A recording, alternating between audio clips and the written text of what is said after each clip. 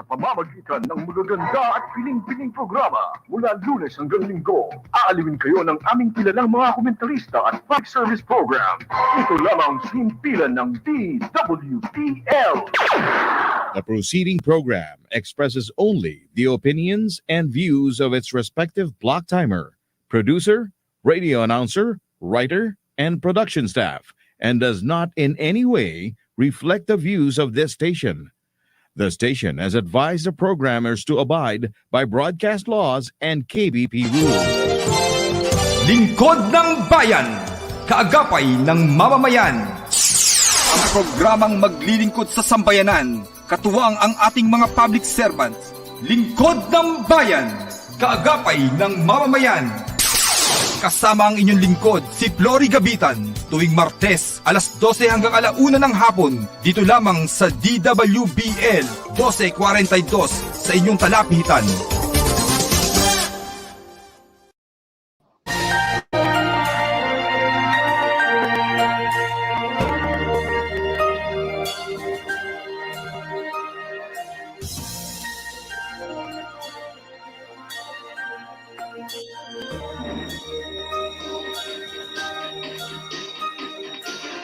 Pilipino ako, sa puso't diwa. Ang buhay ko sa bayan ay itataya. Pilipinas na aking bansa. Ang iwanan kay hinding-hindi magagawa. Ikaw ang tahanan ng aking lahi, lahing kayo manghit. Di papayag na ikaw ay maaglahi, kahit dugo ang maging sukli. Para sa bayan, tungkulin ko'y gagampanan ng buong tapat at walang pag-iimpot kailan pa man.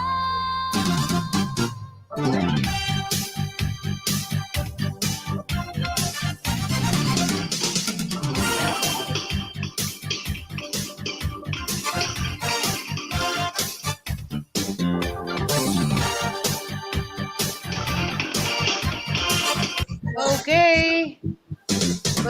Magandang tanghali po sa ating mga giliw na tigapakinig. Ngayon po ay araw ng Martes. Ika-18 sa buwan ng Enero. Sa ngalan po ng Lingkod ng Bayan, kaagapay ng mamamayan in partnership with Marikina City Police Station. Ito po ay niabang lingkod, Flory Gabitan. Isang oras na naman po tayo magkakasama-sama dito po sa palatuntunang Lingkod ng Bayan, kaagapay ng mamamayan. And we are going to have a very, very, very warm welcome sa aking ko-angkor. Siyempre, ang ating kaagapay team, mamaya po yan, no? And bago ang lahat, muli po, thank you sa ating technical side. Sa ating, kay Chris, kay Arnold, kay Jigger, at sa bumubuo po ng DWBL. Nais ko bang bigyan ng isang masigabong palakpakan? Tulad ng ating nabanggit, nakipaglaban siya kay COVID. Pero ngayon, napakalusog ng aking partner. Partner, welcome back. Magandang tanghali sa iyo. Yun. Sobrang nakaka-touch naman ng intro mo sa akin, partner. Talagang nakipaglaban no? Magandang tanghali sa iyo, partner. At syempre, isang mapagpalang araw sa ating mga giliw na tagapakinig at taga-subaybay ng ating programang Lingkod ng Bayan, kaagapay ng mamamayan. Gaya nga ng sinabi mo, partner, syempre, unang-una sa lahat, nagpapasalamat tayo sa ating amang Diyos, no? Sa kanyang mapagpala at mapagpagaling na kamay. At niloob niya na makarecover tayo ng maaga, ng mabilis, kasama ng mga kasamahan din natin na nagpositibo rin sa COVID-19. Awa ng Diyos ay nakarecover kaming lahat kaagad, no? At eto, it's nice to be back to work, partner. at magkakasama tayo muli. Partner, gusto ko nga rin palang samantalahin yung pagkakataon para pasalamatan, no? Yung ating naging katuwang sa ating programa noong mga panahon na nagpapagaling ako, no? Sa ating isa sa mga idol natin dito sa Marikina CPS, yung ating napakasipag at hindi rin napapagod. At syempre, yung magandang lalaki natin na ako pa rito sa Marikina CPS, kay Police Lieutenant Colonel Anthony Gantang, kay Kuyang Anthony Sir natin dyan. Sir, thank you very much po sa paghalili nyo sa akin dito sa aming programa. Partner, kung mapapansin mo, no, nanonood ako ng programa nyo parang hindi baguhan si Akope. Para talagang isang batikang komentarista saka radio anchor, walang kakaba-kaba, talagang kalmadong-kalmado at napaka-smooth ng inyong programa habang nanonood ako doon sa quarantine facility. Ayun, partner, gusto nating batiin, no? Siyempre, binabati natin ang ating minamahal na ama ng pambansang pulisya ng Pilipinas, no? Ang laging naghahatid sa ating mga kapulisan ng Alagang Carlos. Kay Police General Leonardo B. Carlos, no? Magandang tanghali po, sir. At ganoon din sa ama ng National Capital Region Police Office sa laging nagpapaalala rin sa ating mga kapulisan ng pagbibigay ng serbisyong tama, tapat, may tapang at malasakit sa ating minamahal na Regional Director, Police Major General Vicente Dupa Danao Jr. at sa ating napaka-aktibo at walang pagod na District Director ng Silangan Distrito, kay Police Brigadier General Orlando O. Yebra Jr. At syempre sa ating napakasipag at na Chief of Police ng Marikina CPS, kay Police Colonel Ben Liner El Capili. At ganoon din, partner, binabati natin ang pamahalaang lungsod ng Marikina sa pangunguna ng ating butihing alkalde, Mayor Marcelino Marci Teodoro, at sa lahat ng ating mga kapulisan, hindi lamang sa Marikina City Police Station, kundi sa buong pambansang pulisya ng Pilipinas, na nais nating sabihin na manatili po tayong maging maingat, lalo na sa ating mga kalusugan, kasabay ng paghahatid natin ng serbisyo publiko sa ating mga kababayan tungo sa isang tahimik, payapa at ligtas na komunidad. Muli po, isang magandang tanghali po sa ating lahat at samahan niyo po kami sa aming programang Lingkod ng Bayan, Kaagapay ng Mamamayan. Partner, nakita mo, na-miss ko talaga. Ang haba ng introduction ko.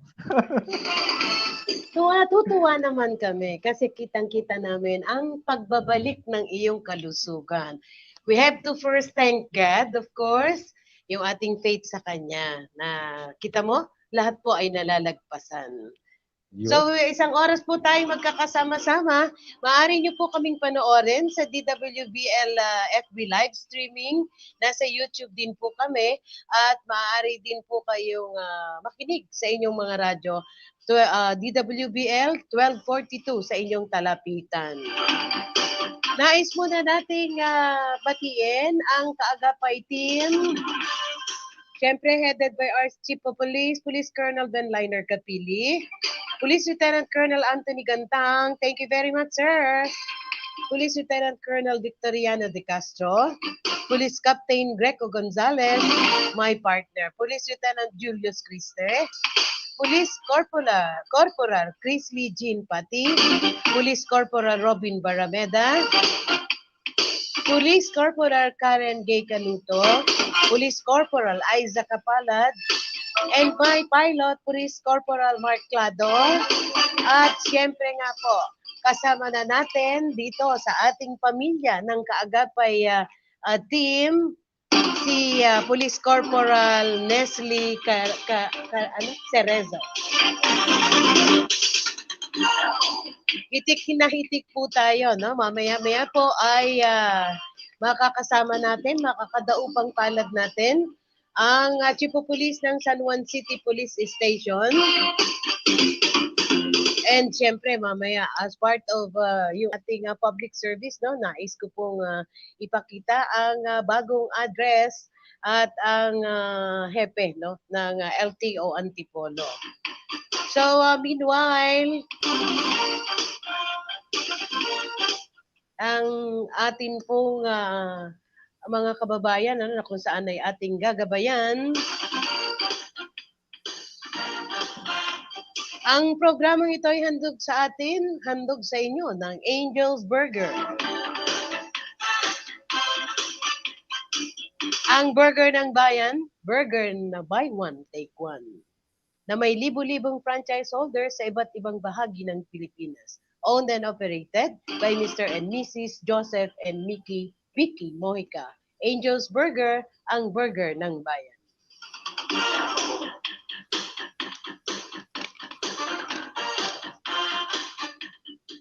PharmaServe, your specialists in cold chain management. As a specialized service provider, PharmaServe Express is totally dedicated to the life sciences, with expertise and experience in handling biothermals such as vaccines and blood products. Their technologies, operations protocols, and workflows, manpower complement, and overall capabilities are exclusively focused on medical cold chain logistics management. More importantly, PharmaServe Express offers customized service solution to the specific needs and requirements of their clients. They have the capacity and competence to troubleshoot unexpected problems that may arise during medical cold chain logistic transport. They design and recommend the most efficient approaches possible for the benefit of their customers. PharmaServe Express is not only a service provider, they are a solution provider as well as they are medical cold chain logistic management specialist. This is headed by Mr. Dre Perez, their president, and Ms. Ana Teresa Izada, executive officer.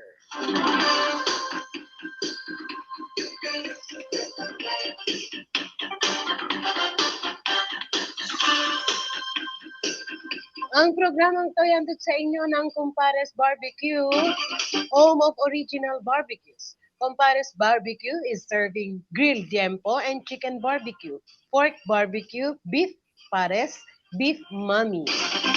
Compares Barbecue, home of original barbecue. It's located in Sparrow Street, Santa Elena, Marikina City. Eustaquio Street, Concepcion 1, Midtown Subdivision, San Roque, Farmers 1 and 2, Tumana, Marikina City. Sila po ay nagdi-deliver din. You can contact them at 0917-566-3484. Compares Barbecue is owned and operated by Miss Rona Malaki.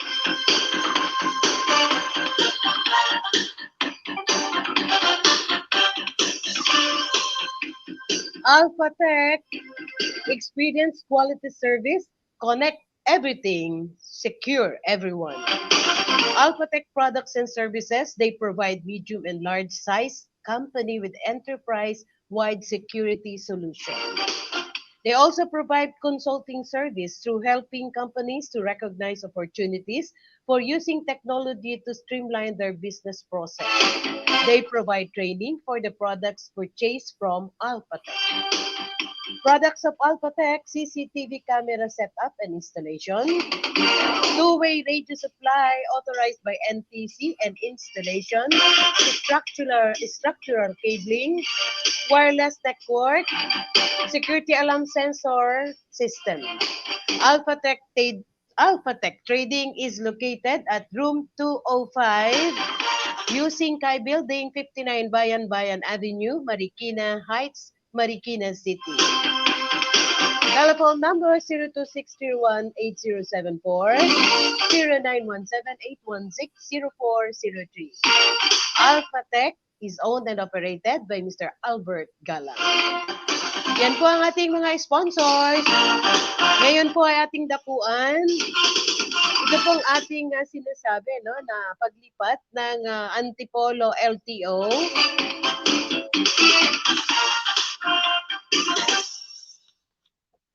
Na matatagpuan po ngayon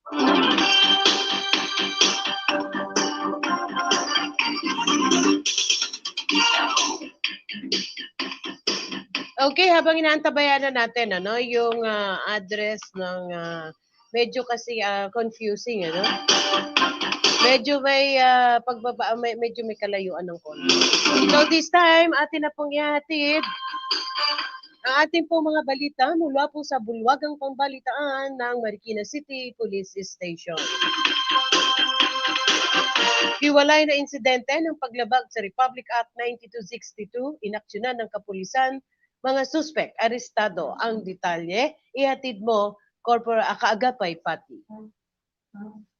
Dalawang insidente ng paglabag sa Republic Act 9262 ang inaksyonan ng ating mga kapulisan dito sa lungsod ng Marikina. Sa unang insidente, inaresto ng tauhan ng Malanday Police Substation ang suspect na kinilalang si RC Bendicio, 44 na taong gulang, may asawa, walang trabaho at kasalukuyang nakatira sa Barangay Fortune, Syudad ng Marikina matapos siyang ireklamo ng kanyang asawa ng pananakit at panggugulo. Ayon sa biktima, nagkaroon sila ng mainitang pagtatalo ng lasing na suspect habang nasa sasakyan kung saan 2 beses siyang siniko sa mukha. Hindi pa nakontento ay nanggulo pa ito sa pagdating nila sa tirahan ng kanyang ina sa Barangay Malanday, lungsod ng Marikina. Sa pangalawang insidente naman, inaresto ng kapulisan ng Substation 2 ng Marikina City Police Station ang suspect na si Edgar Brana Jr., 41 taong gulang, may asawa, walang trabaho at kasalukuyang nakatira sa Barangay IBC, Marikina City, matapos nitong sampalin at suntukin ang kanyang asawa nang hindi nito ibigay sa kanya ang kita sa renta ng kanilang apartment. Nahaharap ngayon sa kasong paglabag sa Republic Act 9262 ang dalawang suspect at kasalukuyang nakapiit sa Marikina City Police Station Custodial Facility. Yan ang ulat, ito si Kaagapay Chrisley Jean Pati.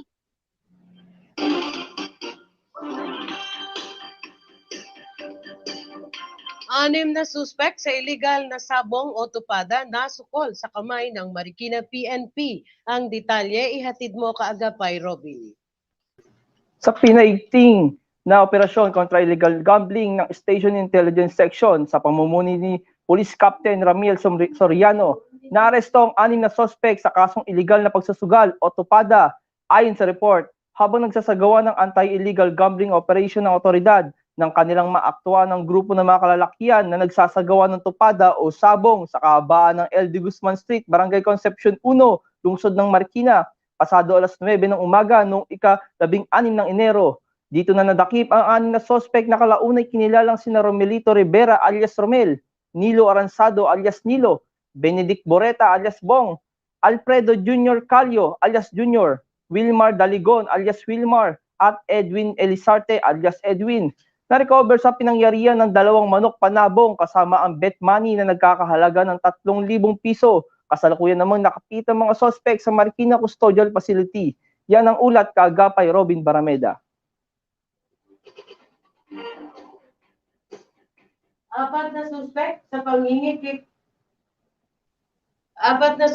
sa pangingikil. Arestado sa pinaigting na operasyon ng Marikina Detectives. Ang detalye, ihatid mo Kaagapay Robin. Walang kawala sa kamay ng police detective ang 4 na suspect sa pangingikil sa isang jail officer. Ito'y matapos silang maaresto sa isinagawang entrapment operation ng Task Force Greyhounds na pinamumunuan ni Police Lieutenant Michael Mase sa kahabaan ng Sitaw Street, Barangay Tumana, lungsod ng Marikina sa ganap na launan ng hapon noong ika-11 ng Enero taong kasalukuyan. Ayon sa report, nagsabuatan ng mga suspect upang mangikil at takutin ng biktimang jail officer kapalit ng kanyang issued firearm na ninakaw sa kanilang bahay noong January 6, 2022. Kinikilan siya umano ng 35,000 piso para maibalik ang kanyang service firearm. Dito na humingi ng tulong ang biktima sa Task Force Greyhound at agarang nagsagawa ng entrapment operation na nagresulta sa matagumpay na pagkakaaresto sa mga suspect na kalaunay kinilalang sina Mark Anthony Serrano alias Makmak, Aldrin Almendras alias Andrin, Soren Almasan alias Renzo at Edmond Del Rosario alias Junior. Napawang mga residente ng Marikina. Kasalukuyan namang nakapiit ang mga suspect sa Marikina Custodial Facility. Yan ang ulat, Kaagapay Robin Barameda.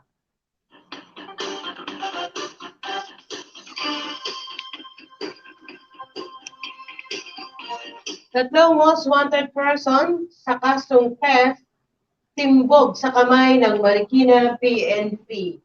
Ang detalye ihatid mo Kaagapay Robin.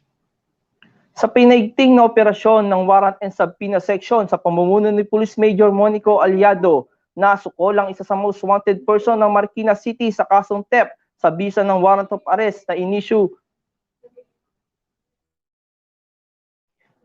ng RTC Branch 273. Kinilalang si Journey Tebes, 34 na taong gulang at residente ng Barangay Kupang, lungsod ng Antipolo. Naaresto ang suspect pasado alas 3 ng hapon noong ika-11 ng Enero, taong kasalukuyan sa kahabaan ng Santo Niño Street, Maria Corazon Subdivision, Barangay Kupang, lungsod ng Marikina, lungsod ng Antipolo. Sa isa pang operasyon, naaresto naman isa pa sa most wanted person ng Marikina City pasado alas 12 ng hapon noong ika-17 ng Enero, taong kasalukuyan, sa bisa ng warrant of arrest na inisyu ng Marikina MTC Branch 92. Inaresto ng warrant on subpoena section ng suspects na kinilalang si Adel Jameson Ajok, 26 na taong gulang at residente ng Tumana, lungsod ng Marikina.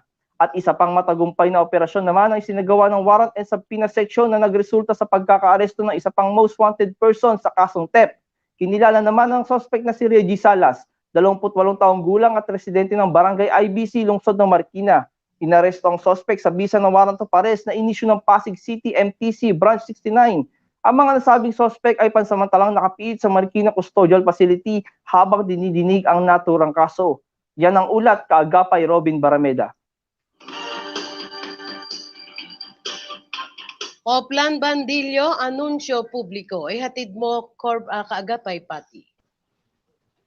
Isang paalala po para sa kaligtasan ng lahat para maiwasan ng anumang uri ng krimen at karahasan na maaaring mangyari sa loob at labas ng ating mga tahanan. Maging alerto, mapagmatsyag, mapanuri sa ating kapaligiran upang maiwasan ang maging biktima ng gaya ng mga sumusunod. Akyat bahay, snatching, budol-budol, salisi, karnaping, basag kotse at anumang modus ng mga taong nagbabalak ng masama. Narito po ang mga pamamaraan kung paano makipag-ugnayan sa ating kapulisan dito sa syudad ng Marikina. Maaari pong tumawag sa mga sumusunod na numero. Para sa ating Tactical Operations Center, maaari pong tumawag sa teleponong 646-1631 o di kaya sa mga numerong 0927-968-4311 para sa Globe, 0921-301-6965 para naman sa Smart. I-dial naman po ang 161 para sa Emergency Medical Services at 646-0427 para sa ating Bureau of Fire. Ito ang iyong kaagapay, Chris Jean Pati. Okay. Yan po ang ating mga balita mula po sa bulwagang pambalitaan ng Marikina City Police Station. This time, atin naman pong ihahatid ang mga accomplishments, activities, programs na isinagawa, mga proyekto, pinagkabalahan sa pamumuno po ng COP ng Marikina City Police Station, Police Colonel Ben Liner at Kapidi. Bago natin ipahati dyan, happy watching to all PNPA Kaagapay 96 Undersecretary. Greetings coming from Undersecretary Ed Leon.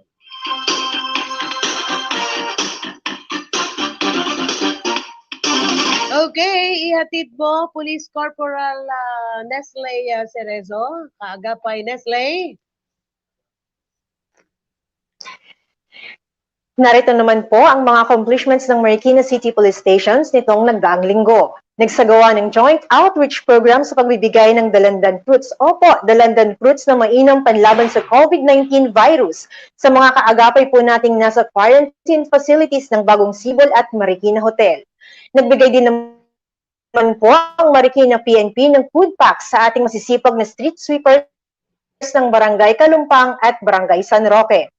At upang mapaigting ang impormasyon patungkol sa COVID-19 IATF guidelines at iba pang safety tips laban sa kriminalidad, nagsagawa ng Oplan Bandilyo ang Station Community Affairs Section sa Barangay Tumana, Marikina City. Ito po ang mga aktibidades na isinagawa ng Marikina.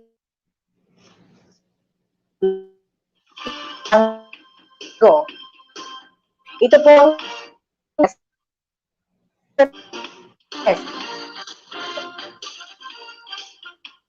Okay, yan po ang mga accomplishments na naisagawa sa buong linggo ng Marikina City Police Station under the strong leadership of Police Colonel Ben Liner Capili. Nais natin pasalamatan ako pa sa dalawang beses niya natin siyang nakadaupang palad. Totoo po yung sinasabi ng aking partner, no? Ang dating ni Akopa sa aming lahat, batikan na batikan. Oo. Nais natin, partner, pasalamatan ko muna, no? Sige, Attorney Eric Valero, Attorney Andrew Ferrer, Attorney CJ Marbella, and si Mr. Chris Batuon, ang Chief LTO Antipolo. Habang inaantabayan na natin, Jigger, yung bagong site, no? Ayan, inyo pong napapanood ngayon, medyo may kalayuan kasi from the previous partner ng address nila, pumasok kasi sa medyo loob na loob, ano? Yan po ang bagong lugar ng Antipolo LTO under the office of Mr. Chris Batuon, LTO Chief, and SBTRO Supervising Transportation Regulation Officer, Mr. Chris Batuon. So, ang address po ng bagong Antipolo LTO is Antipolo District Office, nasa Sitio Anggao, si Lawis Extension, Barangay San Isidro, Antipolo City. Okay. So, partner, this time, atin pong ihahatid, ano, yung ating guest. Bago natin ibigay ang ABP, nais muna nating bigyan, ano, ng magandang tanghali po kay Ma'am Kat Kapili, and then kay Carl Kapili.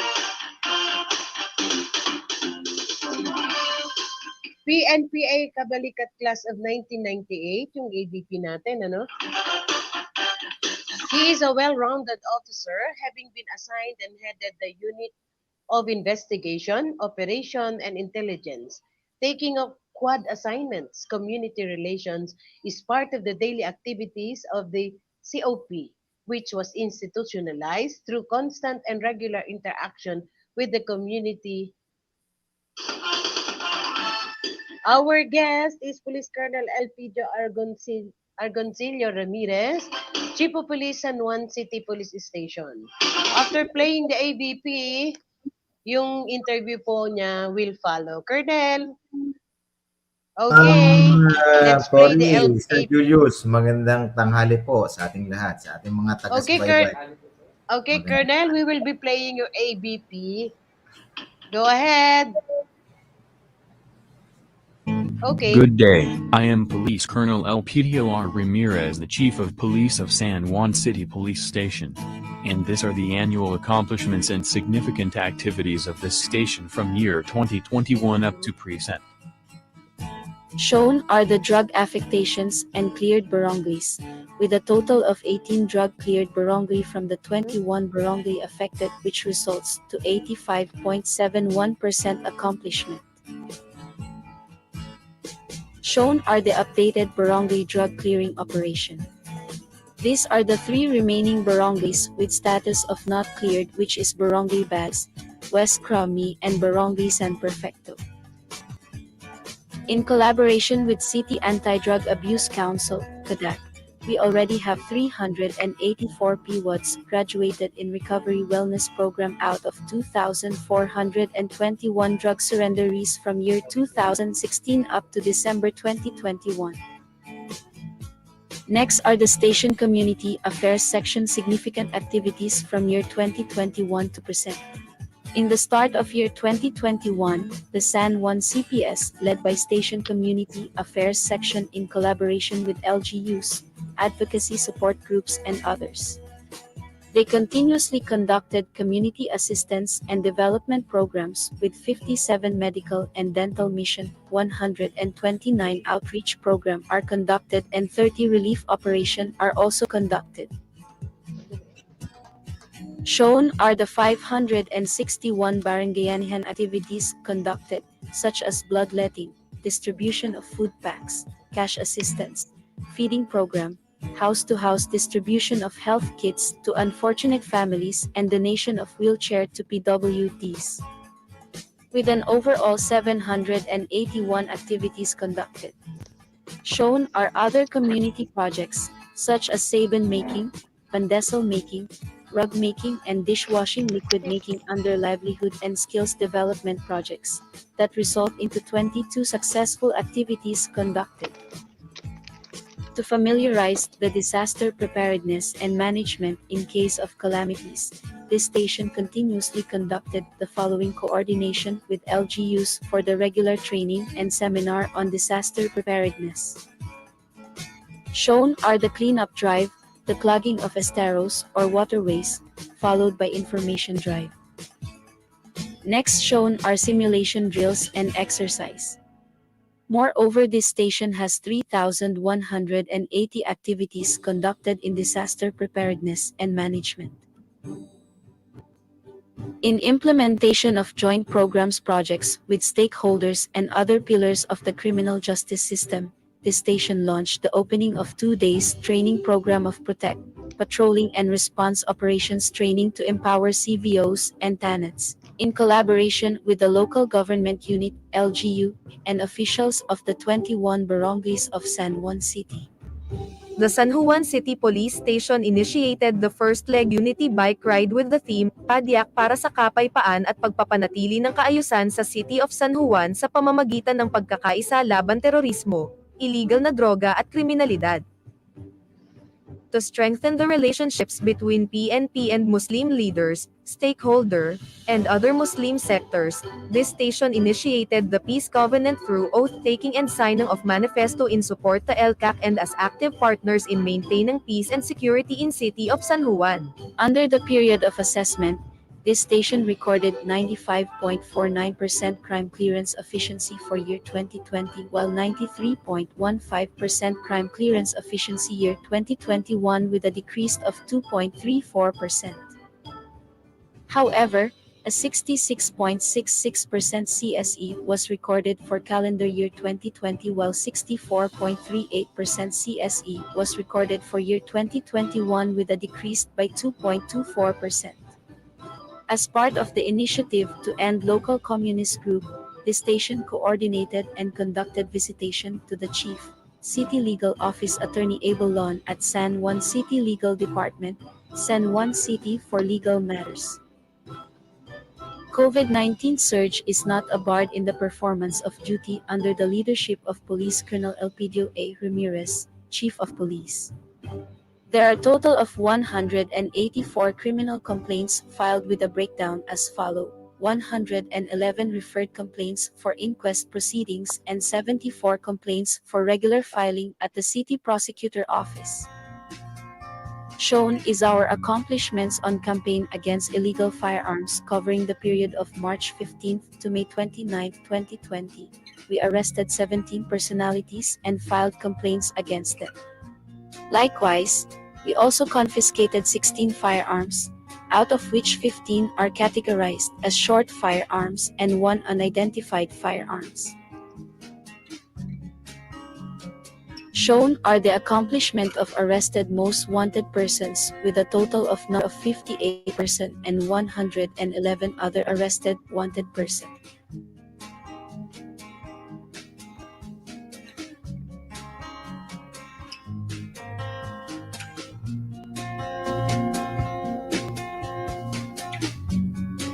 Response to COVID-19. Updates on the vaccination, swabbing, and COVID-19 cases of personnel. There are 3 active cases as of January 18, 2022. 131 confirmed cases. 129 recovered and 1 reinfection. With 0 new cases of COVID-19. There are 204 personnel who received their booster shot out of 306 uniformed personnel, and 1 NUP is still for booster due to her second dose was administered last on February 16, 2022.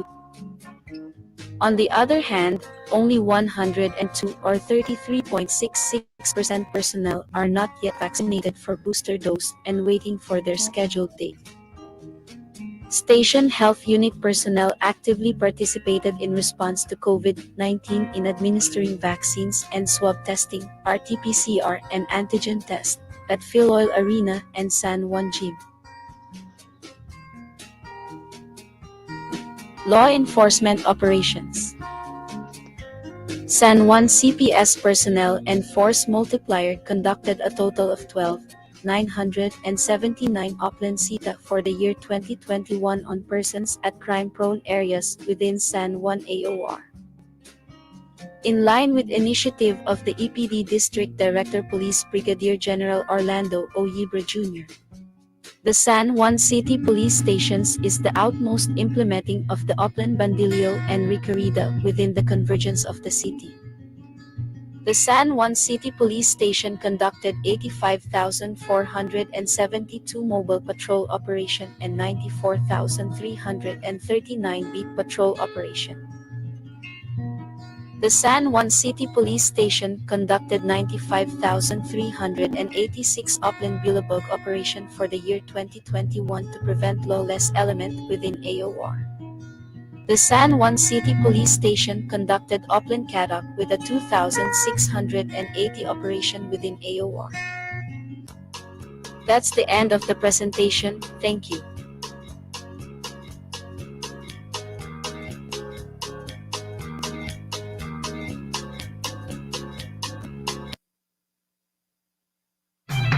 Mula sa top-rated music station ng Dekada 80, ang WBL. Puro na naglilingkod sa inyo sa pamamagitan ng maganda at piling-piling programa. Mula Lunes hanggang Linggo, aaliwin kayo ng aming kilalang mga komentarista at public service program. Ito lamang simpilan ng DWBL. Lingkod ng Bayan, kaagapay ng mamamayan. Ang programang maglilingkod sa sambayanan, katuwang ang ating mga public servants. Lingkod ng Bayan, kaagapay ng mamamayan. Kasama ang inyong lingkod, si Flory Gabitan, tuwing Martes, alas 12 hanggang alauna ng hapon, dito lamang sa DWBL 1242 sa inyong talapitan.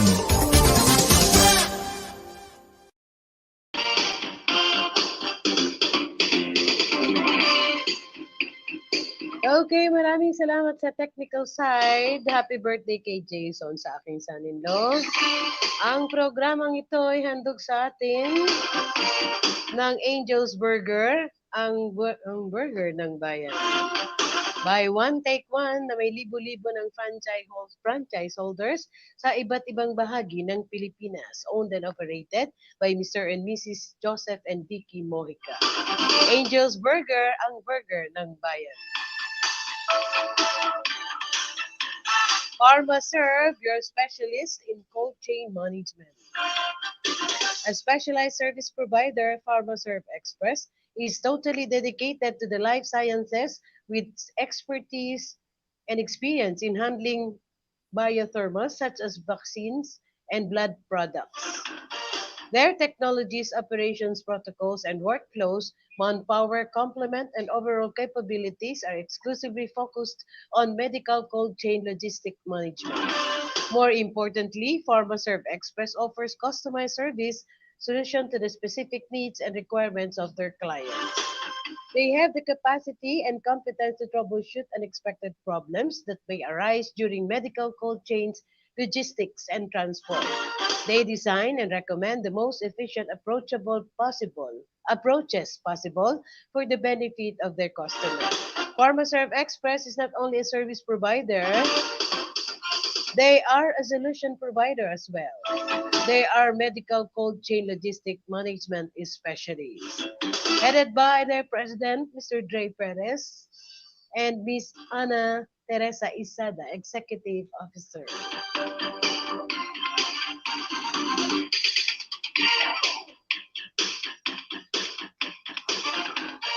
Compares Barbecue, the home of original barbecues. Compares Barbecue is serving grilled liempo and chicken barbecue, pork barbecue, beef pares, beef mami.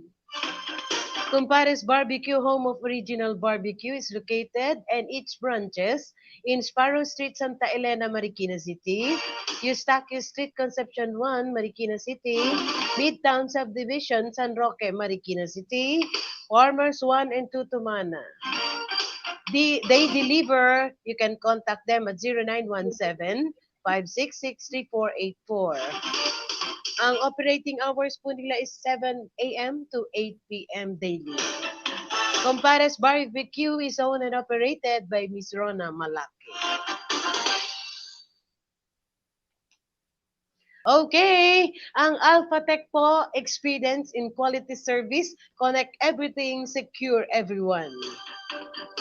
Alphatech product and services, they provide medium and large size company with enterprises-wide security solution. They also provide consulting service through helping the companies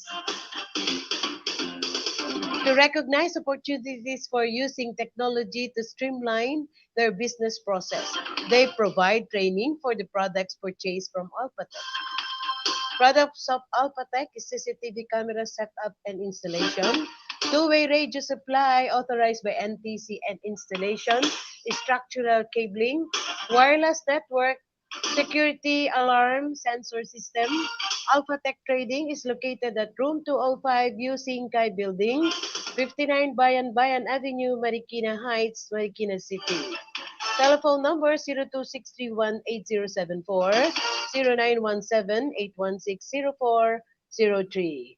Alphatech is owned and operated by Mr. Albert Galang. Yan po ang ating mga tigapagtaguyod. And this time, partner, no? Let's have the ball rolling. Kasama na natin ang butihing Chief of Police ng San Juan City Police Station. Well, none other than yung aking pinakilala kanina, Police Colonel Elpidio Argoncillo Ramirez. Sir, magandang tanghali po. Magandang tanghali din po sa ating lahat, sa iyo, Ma'am Flory, kay Sir Julius, at sa ating taga-subaybay ng ating matagumpay na programa, Lingkod ng Bayan, Kaagapay ng Mamamayan. So maraming pong salamat sa oportunidad na binigay niyo po sa akin sa hapong ito para inyo pong makapanayam. Ayun. Sir, maraming salamat po sa pagkakataong ibinigay niyo para maging bahagi po ng ating programa ngayon, ang Lingkod ng Bayan, Kaagapay ng Mamamayan. Sir, the pleasure is mine of having here. Naku sir, sa amin po ang karangalan, sir. At kung di po sir ako nagkakamali, kayo po ang kauna-unahan naming Chief of Police na nagpa-unlock po sa aming programa, sir. Oh. Kaya maraming salamat po, sir. Ayun, sir. Sir, kumustahin po natin ang San Juan Police Station, sir. Kumusta po ang San Juan, sir, pagdating po sa peace and order natin dyan at saka sa crime situation natin sa San Juan, sir? Pero partner, may I butt in first? I would like to congratulate the Office of Colonel Ramirez doon po sa iplinay natin na ABP, no? Congratulations po. Yun pala, partner, nakalimutan ko rin. Kasi masyadong impresibo at saka kompleto talaga yung ABP nila, sir, no? Talagang nung pinapanood ko, Congratulations, Colonel. Parang wala na tayong itatanong eh. Parang nandun na lahat, nakita na natin lahat yung laman ng San Juan Police Station. Yes, sir. Go ahead, sir. So, thank you, ma'am. Thank you, sir, for the appreciation sa effort ng ginawa ng tropa natin sa ating ABP. So, natanong ni Sir Julius, kinukumusta niya yung peace and order situation ng City of San Juan. I am proud to say and announce na we are the peaceful city in the metro. So, yun po yung aming binabandera. So, bakit ko po nasabi na we are the most peaceful city in the metro? Kasi yung pong Pateros, meron po tayong crime volume. Ipapakita ko po, i-discuss ko po sa inyo, ng total crime volume ng 2021 from January to December. So, meron lang po tayong kabuuan na pagdating po sa ating 8 focus crimes, doon po tayo nakatutok lagi sa ating 8 focus crime. So meron po lang tayong naitala. Pagbasehan po natin yung ating for the calendar year 2021, meron po tayong naitala na 111. So pinakamababa po ito na naitala at na-record sa ating National Capital Region Police Office. Again, ulitin ko, 2020, meron po tayong naitala na 111. Pero pagdating po ng calendar year 2021, na ibaba pa po natin ito. Mababa na yung 111 compared to other cities ng Metro Manila. Pero pagdating po ng 2021, na ibaba po pa natin na from 111 to 61.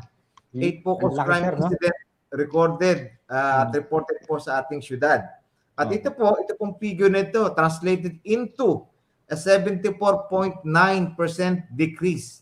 So, malaki dyan, partner. sa ating programa po, sa ating lingkod ng bayan kaagapay ng mamamayan at ito po yung pinagmamalaki po natin.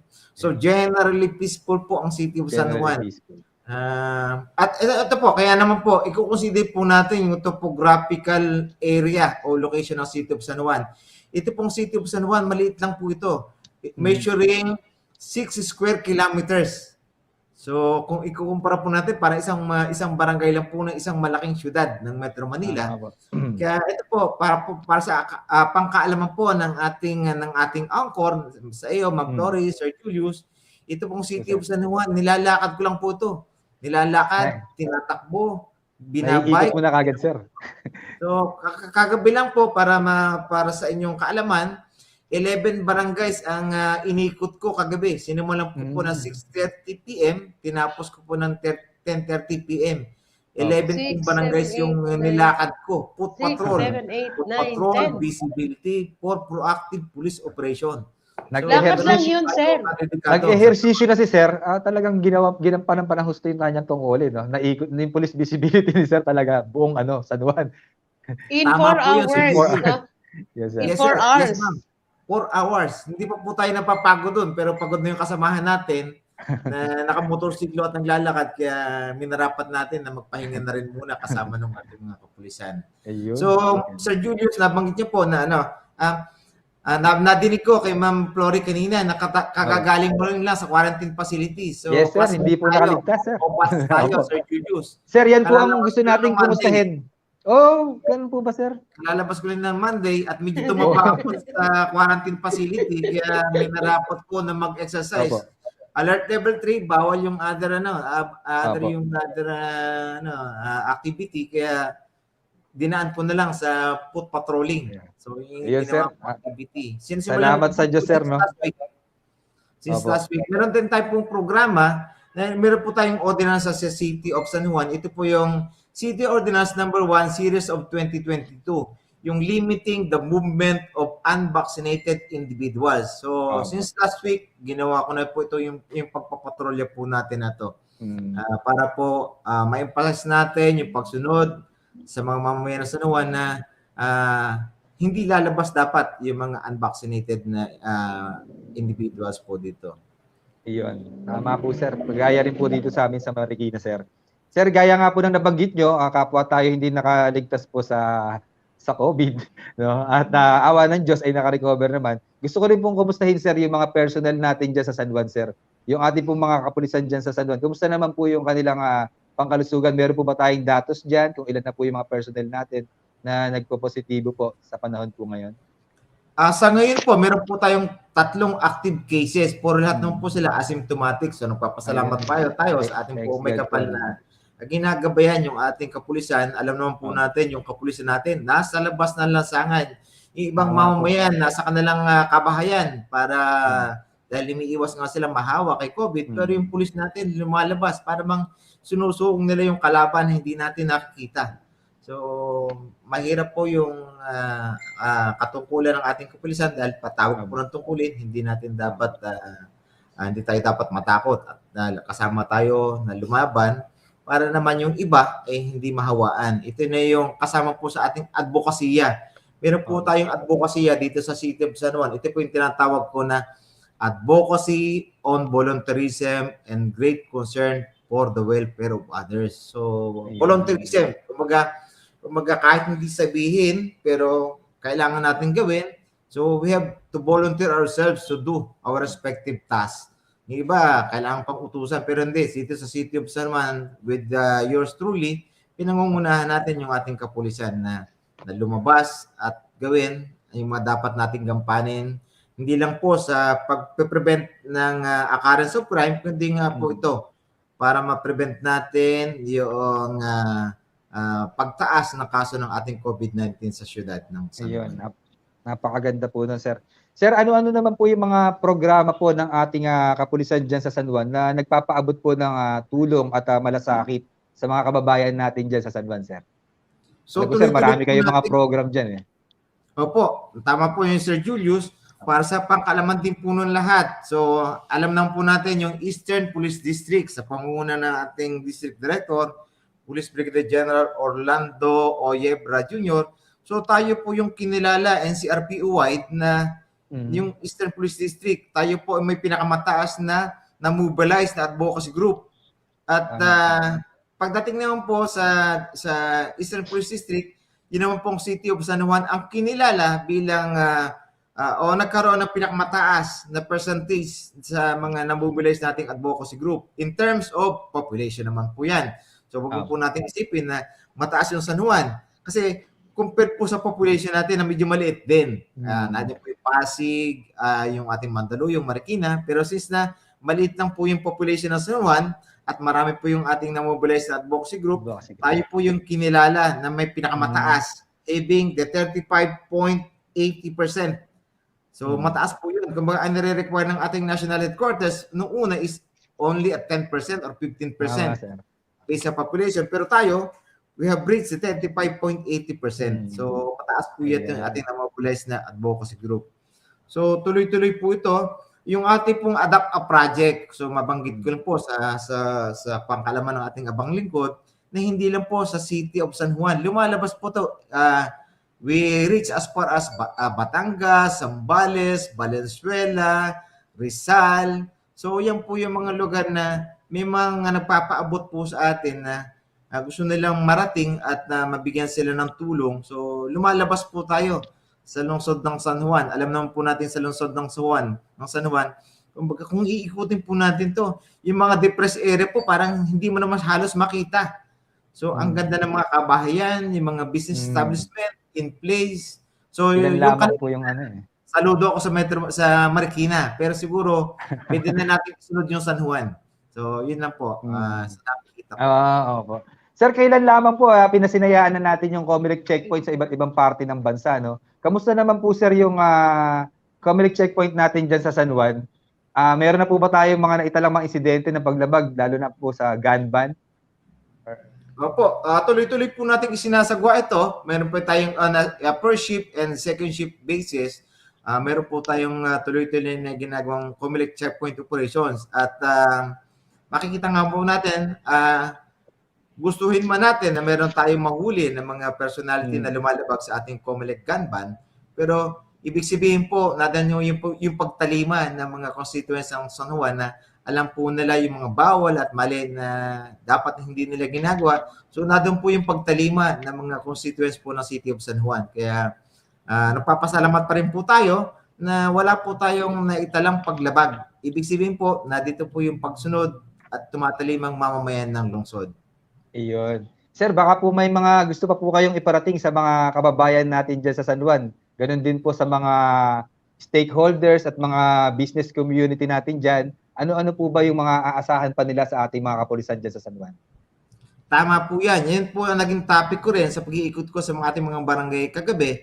Ang sinabi ko na kinausap po yung mga barangay kagawad at mga barangay tanods, nasabi ko sa kanila, magtulungan po tayo. Meron po mga wanted persons seeking refuge in the respective area. So kailangan po natin ng mga information para ma-arrest po natin yung wanted person na seeking refuge sa area po nila. Kailangan po natin ng information leading to the arrest of drug personality involved in using or pushing illegal drugs. So, hindi po natin kakayanin na mag-isa lang yan. Kailangan po natin ng mga force multiplier to augment the limited number of personnel ng ating San Juan City Police Station. Kaya yung, so, once again, Colonel, once again, from the Office of the Chief of Police of Marikina City Police Station, we're extending our congratulations, lalo na po sa mga accomplishments ng San Juan City Police Station under the strong leadership of its Chief of Police, Colonel Elpidio Argoncillo Ramirez. So, this time, nais nating hingan ng kaya pa ba na iksing mensahe? Okay. Nais nating hingin ang parting message ni Colonel Elpidio Ramirez, sir. Please go ahead. Opo, gusto ko lang pong batiin ang pamunuan ng ating National Headquarters sa pamumuno natin ng ating Chief PNP, Police General Leonardo B. Carlos. So, yung kanya pong kautusan ay isinasagwa natin po hanggang sa level ng ating substation sa smallest unit ng ating PNP. Pasasalamat din po sa serbisyong tama at pinatutupad din po natin dito sa City of San Juan ang serbisyong tama ng ating Police General Vicente Dupa Danao Jr., yung ating Project Omni at saka yung ating EPD Care. So ito po yung ipinatutupad po natin na programa naman po ng ating Police Brigadier General Orlando Oyebra Jr. So napapasalamat po tayo sa pamunuan ng mga ating nabanggit na talagang nirespeto po natin ang opisyalis ng ating PNP. Sa inyo po, sa inyo, Sir Ma'am Flory, Sir Julius, maraming salamat po sa oras na naimbitahan niyo po at ibahagi po natin yung ating programa dito sa City of San Juan. So, okay. Thank you very much. Sa amin po ang karangalan, sir. Maraming salamat po. Yan po ang Chief of Police ng San Juan City Police Station, si Police Colonel Elpidio Ramirez. Ang programang ito ay handog sa atin ng Pharma Serve Express, Kumpares Barbecue, Alphatech, Angels Burger. Shoutout daw sa Team WCPD Marikina from JJ Sanchez. Ayan.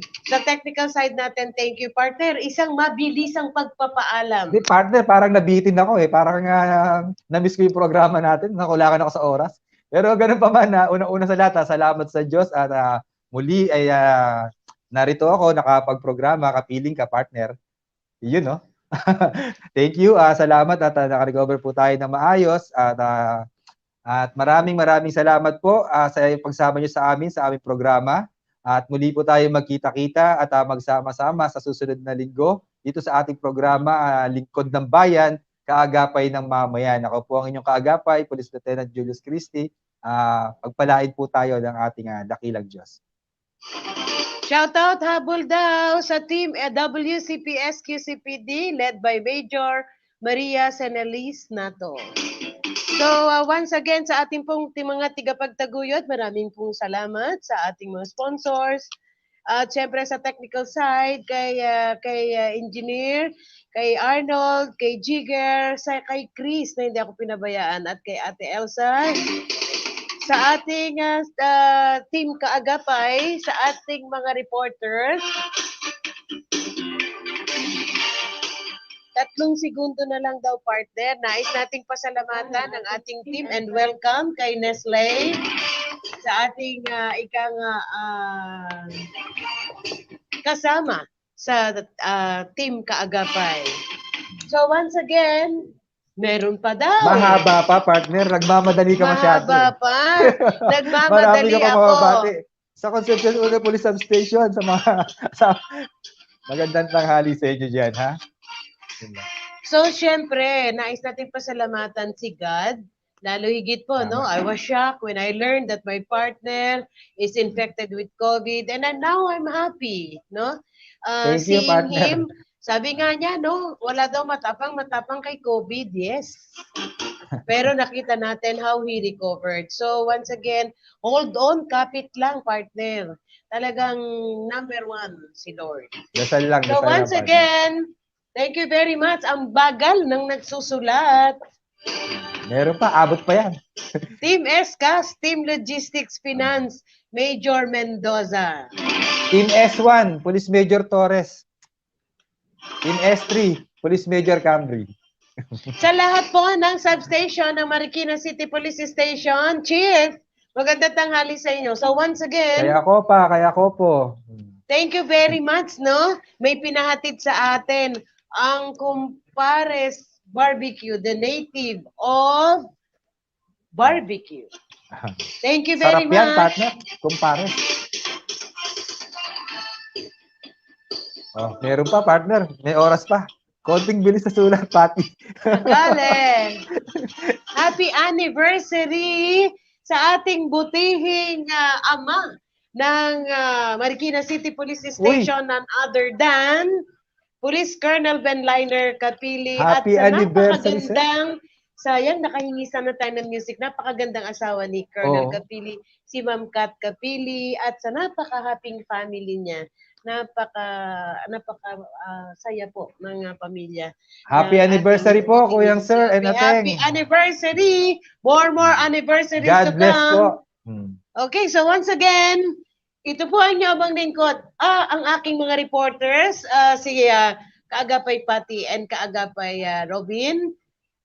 Siyempre si Nes, no? So once again, ito po ang inyong lingkod. Flory Gabitan, muli po tayo magkarinigan sa darating na Martes. Magandang hapon, Bansang Pilipinas.